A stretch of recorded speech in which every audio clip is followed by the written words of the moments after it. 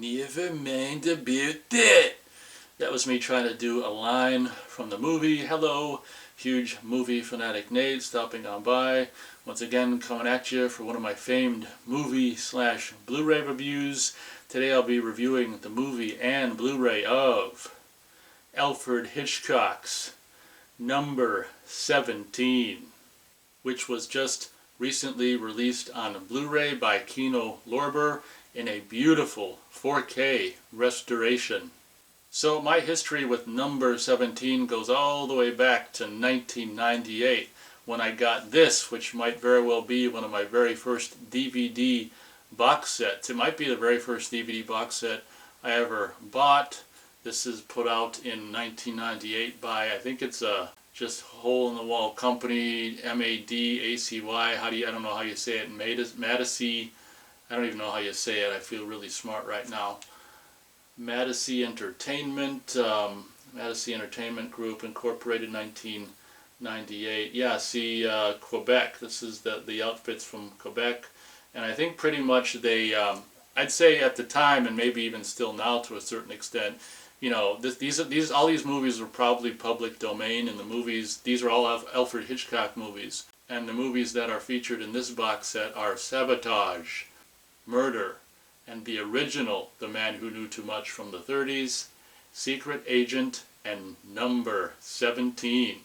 So this box set is obviously the first way I ever saw all those titles. Incidentally, I love Sabotage, Secret Agent. I probably like Sabotage and Secret Agent more than the original Man Who Knew Too Much. I can't remember Murder at all, and of course I'm here to talk about Number 17, but this is kind of a fun little, you know, hole-in-the-wall, kind of most likely public domain movies at the time, and possibly still now in the form that they are presented in here, kind of bootleg quality. But the first way I saw all of these particular titles, kind of fun. Makes you wonder if this is worth any money. Probably not, but kind of fun little half-ass showcasing. This movie was released in 1932, and it features a whopping 63-minute running time, and it's cool because this Blu-ray features a little bit of that Hitchcock-Truffaut audio interview. Obviously, the portion that they put on this Blu-ray and the special features is obviously when he's talking about this particular movie, Number 17. And it's kind of refreshing and interesting to hear that Hitchcock himself, when this title is brought up, says, I think something along the lines of a disaster. And for good reason. Honestly, this movie is a little bit of a, you think of Alfred Hitchcock these days, you just think of the maestro of suspense and horror and stuff, but one has to remember, this is at the beginning, very, very, beginning of his career, and right at the beginning of, not long after he got into talkies.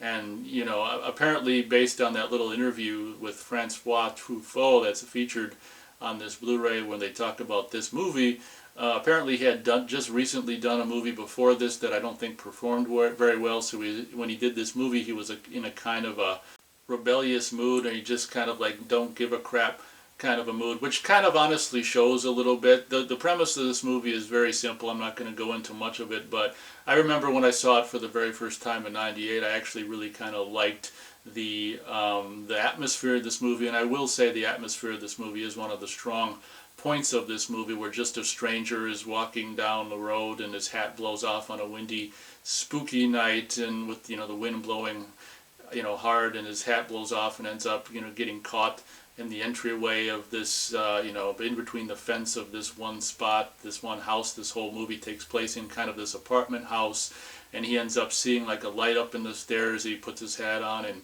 sees the light, and in kind of one, I mean, there are like Hitchcockian, even back in 1932, Hitchcock was doing camera moves and camera photography and editing in a way that one would regard as being avant-garde, and not just normal boring photography and editing. Even with this movie, the shot of this guy who's walking towards and then will enter the apartment building, it all like happens in one shot.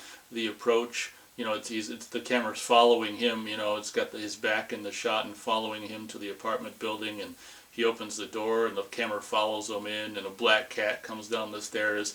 I mean, you know, this movie might not be the most amazing thing in the world, but if you're a fan of Hitchcock and you haven't seen some of his very, very early movies that were made in England like this one was, you really do owe it to yourself to see movies like this. And what a wonderful way to experience this movie for the first time, or any old time, in this beautiful new Blu-ray presentation. But the movie is just kind of a mystery about, you know, this guy walks in there to this apartment and discovers a body upstairs, and discovers this kind of, I don't know, hobo-ish kind of character who provides more or less the comic relief for this movie. And ever since I saw this movie, you know, for the first time in '98, I think for me the most interesting character is that kind of hobo character who's got, you know, all this and that, his whole world in his pockets and stuff, and a little sausage for later, or whatever the hell's going on in his pockets. But that character, I think, is my favorite character in this movie, and he's really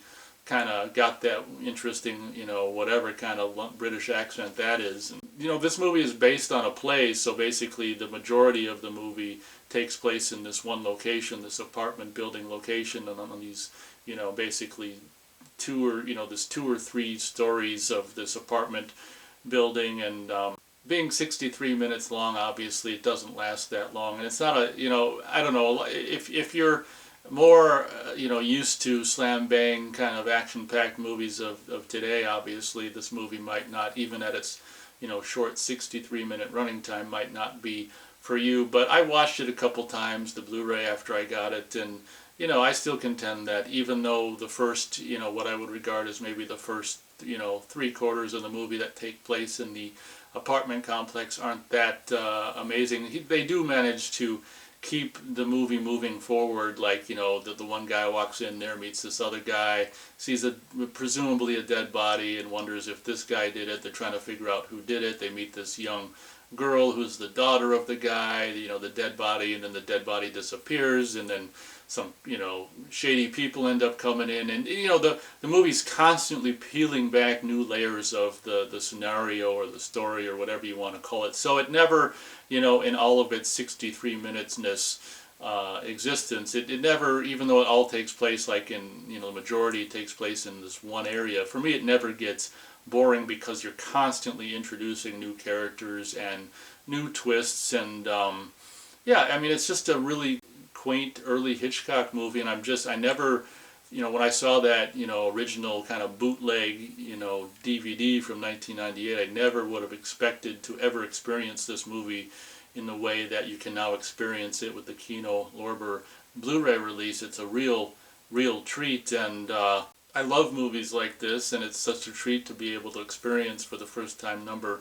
17 in such a pristine video quality. That's probably pretty much all I'll say about the scenario. I don't want to ruin it in case you haven't seen it and would like to see it. I would imagine you'd be able to see this whole movie on YouTube, it being most likely a public domain movie, or at least the non, you know, the 4K, the non 4K remaster version, I would imagine would be public domain. I would imagine you could see it on YouTube if you wanted to. But it's got a lot of like candlelight kind of photography, and, you know, it's kind of like would kind of be a good movie, honestly, to watch in October, or as Halloween approaches and stuff. It's because it's got some black cats and just some, you know, windy, you know, spooky wind, and just, you know, walking around this apartment building with candlelight and spooky lighting. And it is really kind of a fun, just spooky movie. You've got your, you know, traditional kind of Alfred Hitchcock spooks, and, you know, scares or whatever, and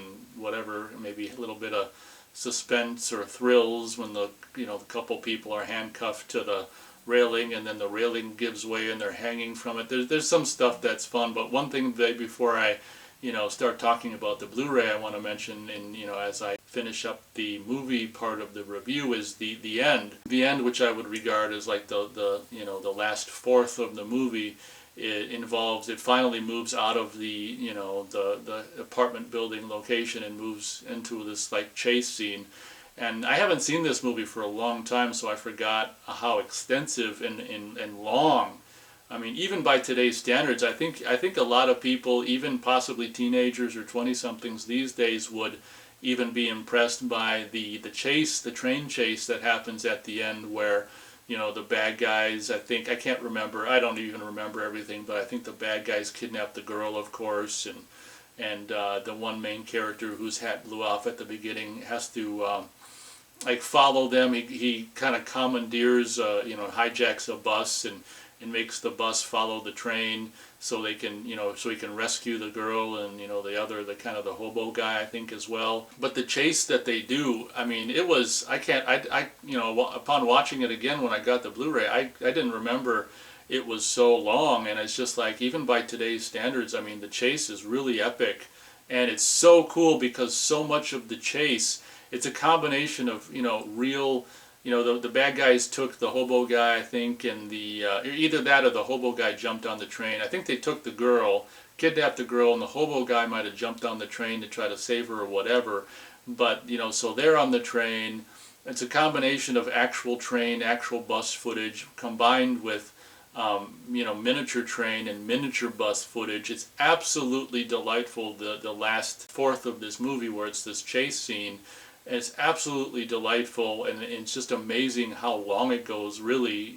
When you compare it, for as long as the movie is, it's almost like a fourth of the movie. It seems like it, I can't imagine what people thought of this end chase scene at the end of the movie, because even now, after seeing all kinds of overly long and overly action-packed movies, I think it really holds up really well, and I just can't stress how awesome the chase scene is at the end of this movie, with the combination of, real bus and train footage and miniature bus and train footage, and also this ferry. There's this ferry at the very end of the movie that, the train drives onto, or is supposed to drive onto, and then the train stops and the ferry takes the train cars somewhere. There's a kind of a big explosion where the train smashes into the other cars that I think are already on the ferry, and causes, a big calamity where some of the, all done in miniature, some of the train cars fall into the water. And I can't remember if there's an explosion, but there's like a big train crash in miniature at the end. It's very, very, very cool what they end up coming up with, or, what they end up, being able to do at the end of the movie. There's even a shot where there's they project like a real shot of a guy like waving the flag onto the shot of the miniature little ferry set. So then the guy's like waving the flag, and then he like ducks out of the way, and the model train goes by, or however they do it. But very, very, super duper ambitious chase scene at the end. I can't stress enough how cool it is. Hopefully you can see the movie on YouTube for free. My star rating for this movie, I'll just go, I don't know, you know what, I mean, it might not really be a 3-star movie, but I'll give it 3 stars out of 4 stars, just because of its spooky atmosphere. I love that hobo kind of character, and obviously the end chase scene just, really, really deserves the 3 stars for this movie. I mean, it's like a 4-star chase scene, but I'll give the movie 3 stars out of 4 stars for number 17. It's a movie now that's been a part of my life, obviously, for over 20 years. Not something that I watch that often, mind you, but really, really cool to actually have it on this, relatively pristine Blu-ray presentation. Now on to the review of the actual Blu-ray itself. What can I say? Frickin' amazing. I never expected to see number 17 in this kind of quality. If you look at the back here on the special features, it says 4K restoration by the BFI. I don't know if that's British Film Institute, possibly. Who the hell knows? We've also got audio commentary by film historian and critic Peter, and I tell you, these last names, read it if you want. Hitchcock, the Early Years documentary. I don't have a lot of time to watch that stuff, so I didn't watch that, although I did listen to this Hitchcock Truffaut Icon Interviews Icon, the audio interview where the Hitchcock talks about number 17. I didn't watch this either. We've got an introduction by this guy here. I don't know who he is or what. Then it says also trailers. What can I say? The video image is just absolutely glorious and gorgeous, and the sound, obviously being an early talkie, it leaves a little bit to be desired. But ever since I saw this movie in 1998 on that initial DVD I got, I've always liked the sound quality of the rough sound on this movie. And if you've heard that as well and are worried if that's going to be too cleaned up with this Blu-ray release, worry not. The sound is still rough as all living hell, as it's one of a, it's an early talkie from the early 30s. So the sound is still nice and rough and, early 30s sound.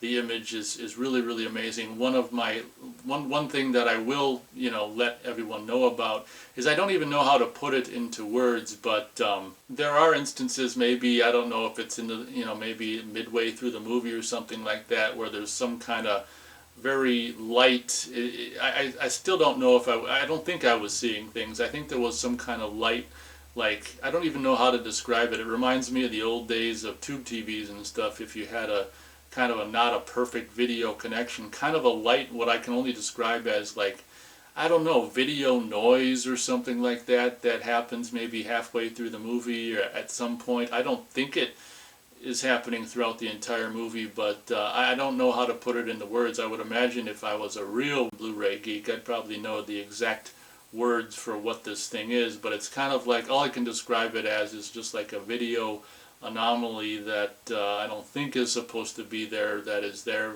for at least some part of the movie. I want to say maybe, as I said, maybe a third into the movie or halfway into the movie. It doesn't seem like it lasts that long, but just beware of, or just be mindful of that I think I did, both times I watched this Blu-ray, I think I did see something to that effect, which reminded me, once again, the old days when, you connected a VCR or DVD player to a TV and didn't have a perfect connection. Kind of, it wasn't anything necessarily in the transfer of the movie, but it's almost like some kind of just, video interference that made its way onto the Blu-ray release that didn't get discovered at all, obviously, because it's still on there. Either that or it was discovered and they're like, oh, too late now. We already pressed these things. We'll put them out and hopefully no one will notice. But alas, I noticed it. But obviously, it's, as I said, I don't think it lasts the whole movie. It might just pop up and go away after a few minutes or something like that. But this Blu-ray release isn't very expensive. It's like, I think $15 or $16 or something like that. So it is kind of a shame though, because BFI did this 4K restoration of the movie. In a perfect world, it'd be nice if you could present that 4K restoration in a more of a perfect presentation without the the video noise or whatever the hell you want to call it as a part of the release. But once again, life goes on until it doesn't. I don't think if it's there at all, which I'm pretty sure it is, I don't think it lasts that long at the end of the day. Taking a look at the disc itself, it's just your standard Kino Lorber Studio Classics with the KL Studio Classics and the bigger KL in the background. Number 17 printed on the disc. Obviously, I've talked about many of these Kino Lorber Blu-ray discs, the artwork that they put on the disc themselves, and always complain about it, but then I always say, well, I'm just glad that they put this on Blu-ray, so I'll let what I would regard as not amazing disc art go, because I'm so thankful that they put this movie on Blu-ray. Guess that'll pretty much do it for my review. Thanks a lot for watching. Hope you enjoyed. And as always, we'll catch you on the next video.